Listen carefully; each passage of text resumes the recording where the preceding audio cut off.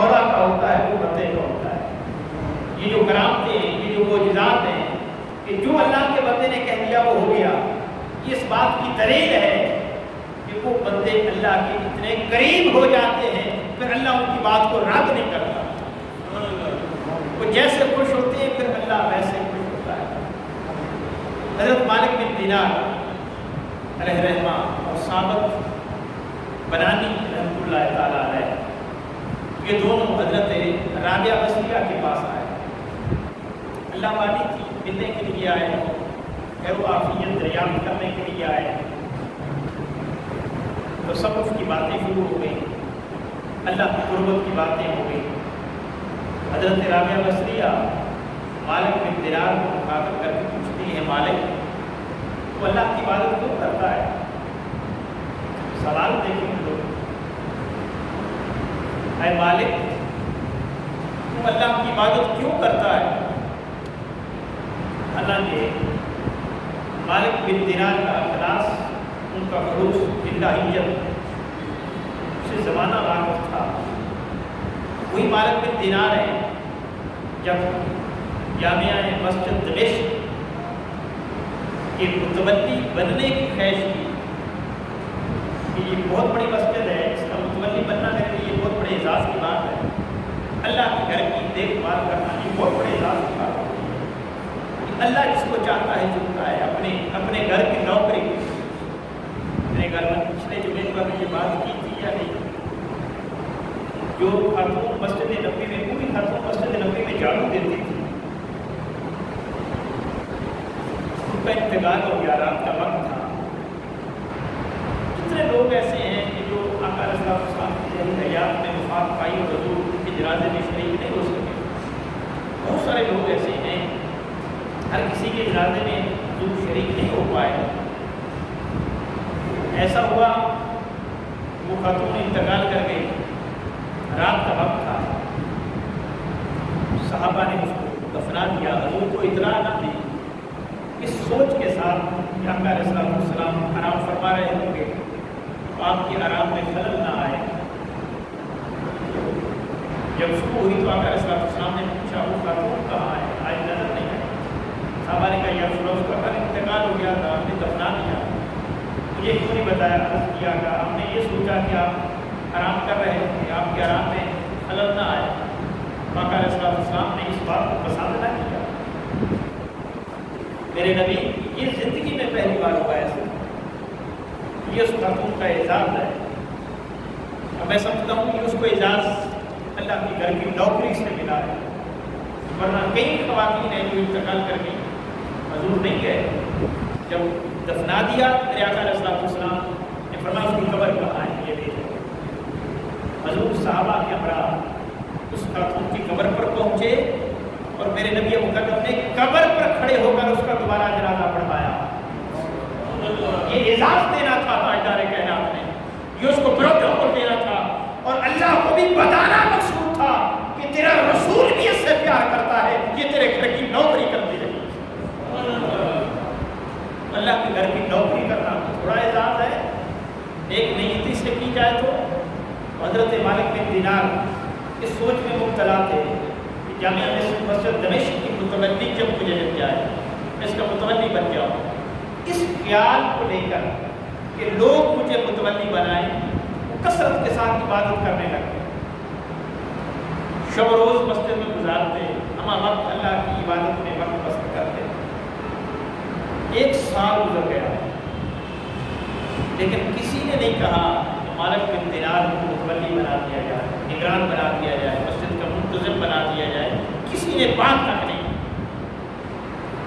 جب سال گزرا، ایک رات ذہن میں خیال آیا مالک بن دینار انہیں 1 سال ضائع کر دیا، انہیں یہ اعزاز حاصل کرنے کے لیے کہ لوگ مجھے متولی بنا دیں اور تو عبادت کرتا رہا کہ نیک سمجھیں گے تو بنائیں گے، تم اپنے آپ کو نیک اس لیے سمجھاتا رہا کہ میں متولی بن جاؤں اور کسی نے تیری طرف دھیان تک نہیں دیا۔ کاش رب کے لیے عبادت کرتا، رب کے لیے کرتا، اور آج تیرے ساتھ یہ سلوک نہ ہوتا۔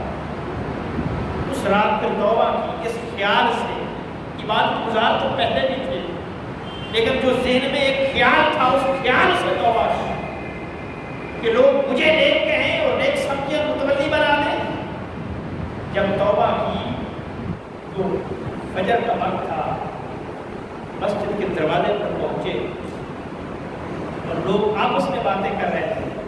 بھئی مسجد کا انتظام ٹھیک طرح سے نہیں چل رہا, کیوں نہ ہو کہ مالک بن دینار کو متولی بنا دیا جائے. جب اپنے لیے سوچا تھا تو کچھ نہیں ملا, لوگوں نے دھیان تک نہیں دیا. جب خدا کے بن گئے اور خدا کے لیے عبادت شروع کی, ابھی ایک رات ہی نہیں گزری تھی کہ لوگوں کا دھیان آ گیا. لوگوں اللہ والے اس بات کے متمنی ہوتے ہیں کہ لوگ ان کی طرف توجہ کریں, اور لوگ ان کی طرف توجہ ایسے نہیں کرتے. وہ جب رب کے بنتے ہیں تو پھر لوگ ان کی طرف توجہ کرتے ہیں. اور اللہ والے کی پہچان یہ ہے کہ لوگ ان کے لیے مارے پھرتے رہتے ہیں, اس سے محبت کرتے ہیں, اور یہ دلیل ہوتی ہے ان کے ولی ہونے. وہ مالک بن دینار جن کا اپنا زہد یہاں تھا, خلوص یہاں تک تھا, لیکن ایک کلندر کے پاس آئے نا, حضرت رابعہ بصریہ کے پاس. حضرت رابعہ بصریہ نے پوچھا, مالک اللہ کی عبادت کیوں کرتا ہے؟ ان کے بھی درجات ہوتے ہیں, پھر ایک دوسرے کی تربیت کرتے ہیں, اسی تربیت سے کچھ ملتا ہے, یہ صحبت اختیار کرتے ہیں. مولا کی عبادت کیوں کرتا ہے؟ مالک بن دینار سوچ کر کہنے لگے, میں اس لیے کر رہا ہوں کہ اللہ اس کے بدلے مجھے جنت عطا کر دے گا. اللہ مجھے اس کے بدلے جنت عطا کر دے گا. حضرت رابعہ بصریہ فرمانے لگی, تو مزدور ہے, تو مزدور ہے. مزدور کی خواہش ہوتی ہے کہ میرے کام کے بدلے مجھے اجرت ملے. یہ تو خواہش مزدور کی ہے. مزدور بن گیا اور ثابت بنانی سے پوچھا, ثابت تم اپنے رب کی عبادت کیوں کرتا ہے؟ اس نے کہا, میں اللہ کے عذاب سے ڈرتا ہوں, میری طبیعت میں اس کا خوف ہے, میں ڈرتا ہوں. فرمایا تو غلام ہے, غلام مالک سے ڈرا کرتے ہیں, تیرے اندر سے غلامی نہیں نکلی.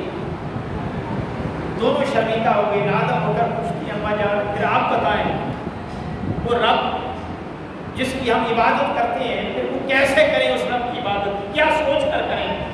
فرمایا مزدور نہ بنو, غلام بھی نہ بنو, نہ اس کی عطا کردہ کسی چیز کی تمنا کرو, لالچ کرو, اور نہ اس کے عذاب سے ڈرو, بلکہ ان دونوں چیزوں سے ماورا ہو کر فقط رب کی عبادت اپنے رب کی محبت کی غرض سے کرو, اس کے عشق کی غرض سے کرو. رب سے اس کو چاہو, اس کی بات اور اس کی کسی چیز کو نہ چاہو.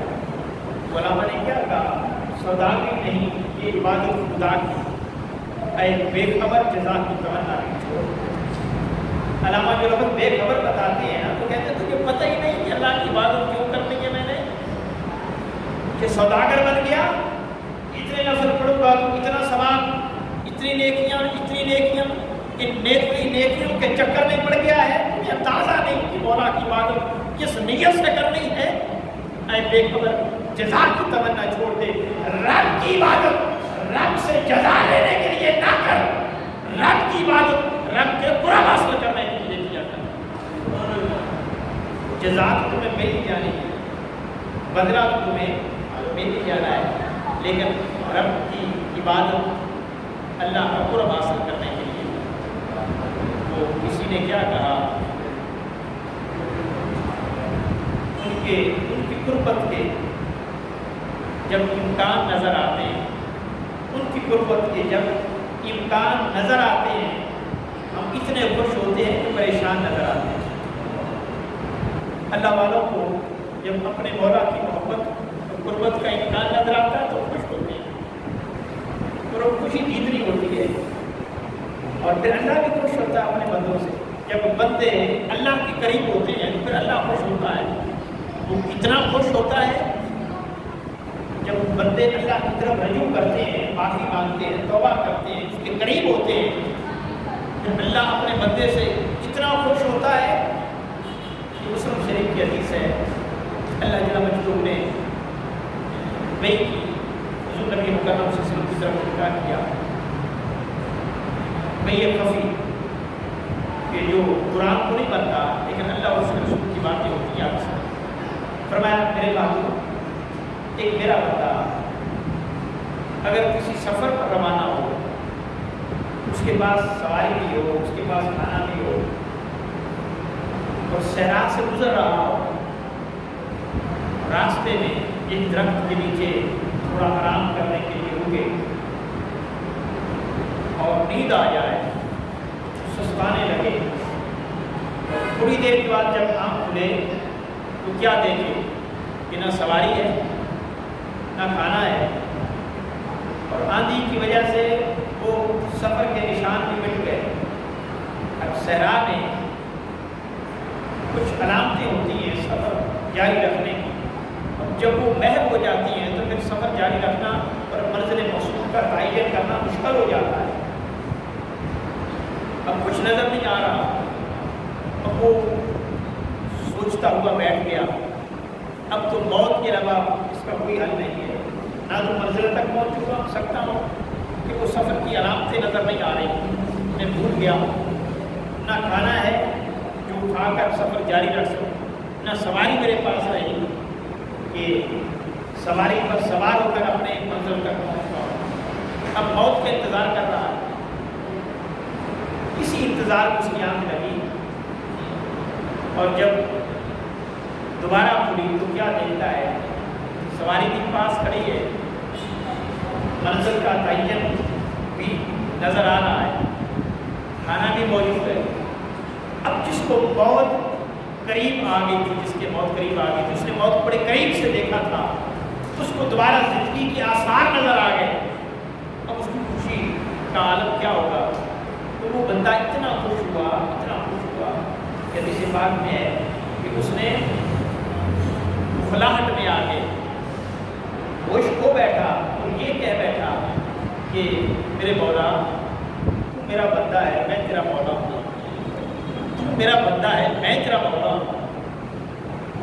اتنی خوشی ہوئی، اتنی خوشی میں کچھ اس کو سمجھائی نہیں دیا کہ میں نے کہنا کیا ہے، خوشی میں پاگل ہو گیا اور اللہ کو اپنا بندہ کہہ دیا، خود کو اللہ کہہ دیا. اللہ فرماتا ہے اتنی خوشی اس کو ہوتی ہے، اس کو اپنے آپ کی خبر نہیں رہی.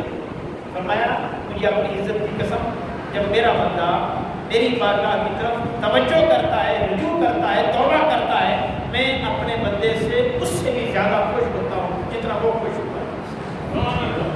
مجھے اتنی خوشی ہوتی ہے جتنی اس کو بھی نہیں ہوتی. اللہ کو اپنے بندے سے خوشی ہوتی ہے. کس بندے سے؟ جو اللہ کی طرف رجوع کرتا ہے، جو اللہ سے اللہ کو چاہتا ہے، جو اپنی خواہشات کو فنا کر دیتا ہے. وہ باجی بستامی علیہ رحمہ کے بارے میں کسی بزرگ کو ایک خواب میں اشارہ ہوا، اس کا خیال، اس کے ذہن میں خیال آیا کہ باجی بستامی کو اتنا مقام بڑا کیوں ملا ہے، ہم باقی بھی اسی کے دور میں رہتے ہیں، ہمیں یہ ولایت کی دنیا میں مقام کیوں نہیں ملا. تو اس کو خواب میں کہا ہوا کہ اے بندے، بستامی اللہ سے کسی چیز کو نہیں چاہتا، لوگ اللہ سے مانگتے ہیں اور بستامی اللہ سے اللہ کو مانگتا ہے. لوگ اللہ سے مانگتے ہیں، بستامی اللہ کو مانگتا ہے. یعنی باقی لوگوں اور باجی بستامی جیسے بندے میں فرق یہ ہے کہ باقی لوگ اللہ سے اللہ کی عطا کردہ نعمتوں کو مانگتے ہیں، لیکن باجی ان چیزوں کو نہیں مانگتا، وہ رب سے رب کو مانگتا ہے. اور جو رب سے رب کو مانگے اس کا درجہ زیادہ ہوتا ہے.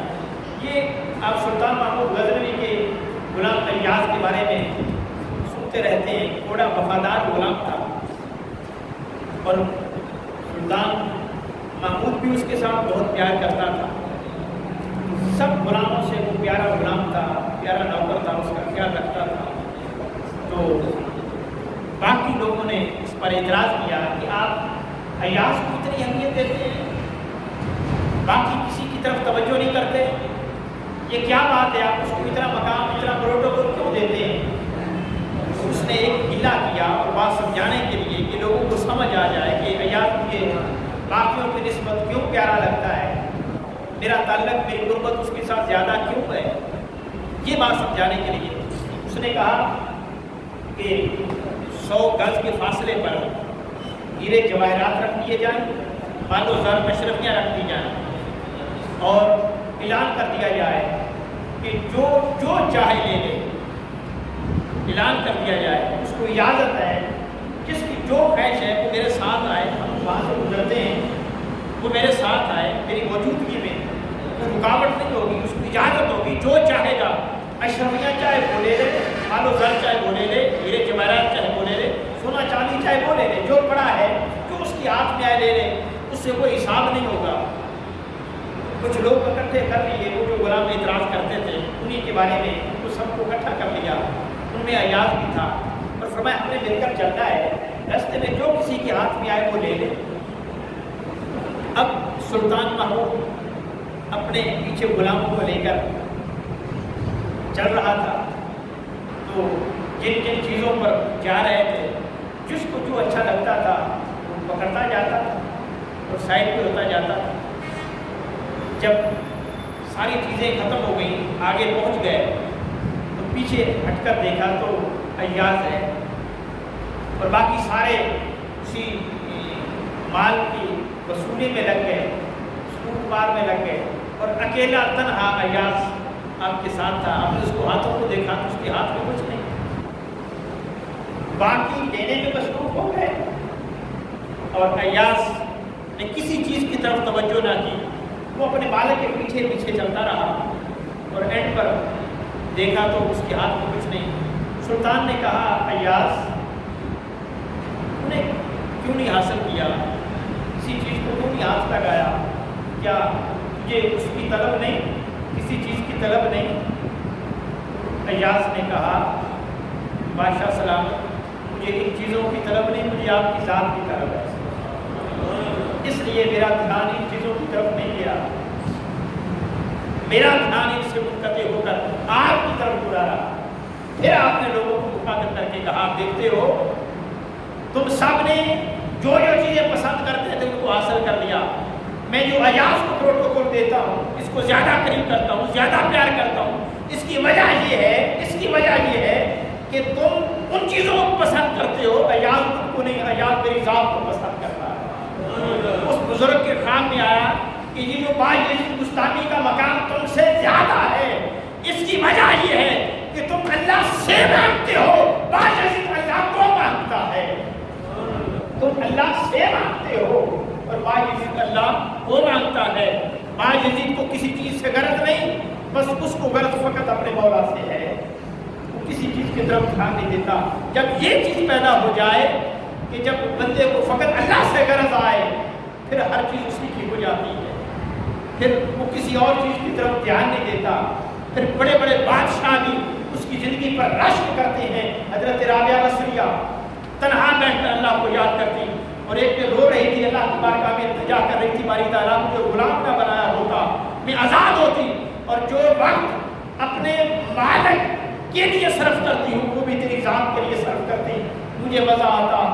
وہ غلام کو مالک سن رہا تھا، وہ قریب گیا، اس نے جا کر کہا رابعہ آج کے بعد تو آزاد ہے، اور آج کے بعد میں عہد کرتا ہوں کہ مالک تجھے ہونا چاہیے تھا، غلام مجھے ہونا چاہیے تھا، اور آج کے بعد میری تو مالکہ ہے، میں تیرا غلام۔ پھر بڑے بڑے بادشاہ بھی ان کے نیچے سر جھکا لیتے ہیں۔ بنو امیہ کا خلیفہ ہے، حرم کعبہ ہے، وہ خانہ کعبہ میں داخل ہوا، رش ہے، لوگ ایک دوسرے کے اوپر گر رہے ہیں، لیکن بادشاہ کے سیکورٹی گارڈز نے چاہا کہ بادشاہ کو راستہ ملے، لوگ جگہ خالی کر دیں، شور و گل تھم جائے، بادشاہ آرام کے ساتھ جا کر طواف کر لے، علاقے کعبہ کو پکڑ لے، لیکن وہ سیکورٹی گارڈ ہٹا بھی رہے ہیں، لیکن کسی پر چھو تک کی نہیں، ہر کوئی اپنے اپنے معمولات میں مشغول ہے۔ لبیک اللہم لبیک کی صدائے کا عجیب شور بپا ہے، کوئی اس کی طرف دھیان دینے کو تیار نہیں۔ وہ اسی بھیڑ میں آگے پہنچا، اب وہ طواف کعبہ میں مشغول ہی ہوا تھا کہ تھوڑی دیر کے بعد یکدم سناٹا چھا گیا، اور لوگوں نے جن کی نگاہیں پہلے کہیں اور تھی اب مین گیٹ کی طرف مرکوز ہو گئی، خاموشی چھا گئی، اور لوگ خود خود راستہ بنانے لگ گئے۔ اس کے لیے راستہ بنوا ہی رہے تھے تو کوئی نہیں بنا رہا تھا، اب لوگ راستہ بنانے لگ گئے، خاموشی چھا گئی۔ اس بادشاہ وقت نے پوچھا اپنے نوکروں سے کہ یہ کیا بدتمیزی ہے؟ اس کو غصہ آیا اس بات پر کہ میرا کسی نے خیال تک نہیں کیا، خاموشی اختیار نہیں کی میری خاطر کسی نے، مجھے کسی نے راستہ تک نہیں دیا۔ اب یہ کون آ رہا ہے جس کے لیے ہر کوئی سراپا خاموش ہے، ہر کوئی ہاتھ باندھ کے سر جھکا کے کھڑا ہے، لوگ راستہ دے رہے ہیں اور ہر کسی نے خاموشی طاری کر لی اپنے اوپر اور اسی کی طرف دیکھ رہے ہیں۔ دیکھو تو صحیح کون ہے؟ جب ان کے ملازم آگے گئے تو کیا دیکھا کہ نوجوان، اس کی نگاہیں جھکی ہوئی ہے، اس کی آنکھوں سے آنسو بہ رہے ہیں، وہ سراپا عاجزی کا بہ کر، نہ اس کی طبیعت میں تکبر ہے، نہ انا ہے، نہ غرور ہے، نہ میں ہے، ان ساری چیزوں کا خاتمہ کر کے عاجزی کا پیکر بن کے نگاہ جھکا کے روتے ہوئے آ رہا ہے۔ ہر شخص اس کی طرف توجہ کیے بیٹھا ہے۔ بادشاہ وقت نے پوچھا بتاؤ تو صحیح کون ہے؟ انہوں نے کہا کہ حسین کا بیٹا زین العابدین، یہ حسین کا بیٹا زین العابدین ہے۔ لوگوں، جب یہ اتنے بڑے لوگ سراپا عاجز ہیں تو ہم کس بے وقوف، ہمارا حال کیا، ہماری کرتوت کیا ہے، ہمارے اندر سے انات کیوں نہیں ختم ہوتی، تکبر و نخوت غرور کیوں نہیں ختم ہوتا، ہم دوسروں کو اپنے سے ایک سمجھتے کیوں ہیں؟ ہم تو کسی شمار میں بھی نہیں۔ اور وہی آپ کی بات، حضرت زین العابدین، رات کا وقت ہے اور ایک طبع تابعی بیان کرتے ہیں کہ ایک شخص غلاف کعبہ کو تھامے ہوئے رات کے پچھلے پیر روئے جا رہا ہے، اس کے رونے میں اتنا درد ہے، سوز ہے، غلاظ ہے، ہر شخص اپنے معمولات کو چھوڑ کر اس کے قریب آ کر اس کا رونا سن رہا ہے اور وہ دھارے مار کے روتا جا رہا ہے اور کہتا ہے باری تعالیٰ، اس دنیا کے اندر اتنے درختوں کے پتے نہیں جتنے میرے گناہ ہیں، اتنے ریت کے ذرے نہیں جتنے میرے گناہ ہیں، اتنے سمندر کے پانی کے قطرے نہیں جتنے میرے گناہ ہیں۔ اپنے گناہوں کا ذکر کر کر کے روتے جا رہا ہے، روتے جا رہا ہے۔ ہر شخص اس کی آہوازاریاں ہوتا سن کے اس کے قریب آ کر بس اس کو دیکھتا چلا جا رہا ہے، روتا چلا جا رہا ہے۔ اور طبع تابعی کہتے ہیں کہ رات کا پچھلا پہر آیا، ساری رات سے وہ شخص دھارے مار مار کر رو رہا تھا، اس کے چہرے پہ پڑتا تھا، کسی کو کچھ خبر نہیں تھی کہ یہ کون ہے۔ کہتے ہم نے جرأت کی، چاہا کہ آگے جا کر چہرے سے پردہ اٹھا کر دیکھے تو صحیح، یہ ساری رات سے اپنے گناہوں کا ذکر کر کے اور دنیا میں سب سے خود کو بڑا مجرم تصور کر کے جو کھڑا ہے اور آوازاریاں کر رہا ہے، دیکھے تو صحیح وہ ہے کون جو ساری رات سے مجرم کی صدا لگا رہا ہے۔ کہتے ہیں کہ جب نے پردہ اٹھایا ہمارے پاؤں سے زمین نکل گئی، لرزہ بردار ہو گئے۔ خدا کی قسم ساری رات سے اپنے آپ کو مجرم کہنے والا کوئی اور نہیں تھا، حسین کا بیٹا زین العابدین تھا۔ اور اس نے کہا باری تعالیٰ، اگر ان لوگوں کا یہ حال ہے تو ہمارا حال کیا ہوگا؟ وہ اتنے مقبول الدعا، اللہ اور اس کے رسول کے قریب ہونے والے لوگ بھی اپنے آپ کو اس قدر مجرم بنا کر خدا کی بارگاہ میں پیش کرتے ہیں، تو ہماری حیثیت کیا ہے؟ دعا ہے اللہ جل مجدہ ہمیں اللہ اپنے قریب کر لے اور ہمیں اپنی رضا عطا فرمائے۔ وآخر دعوانا الحمدللہ رب العالمین۔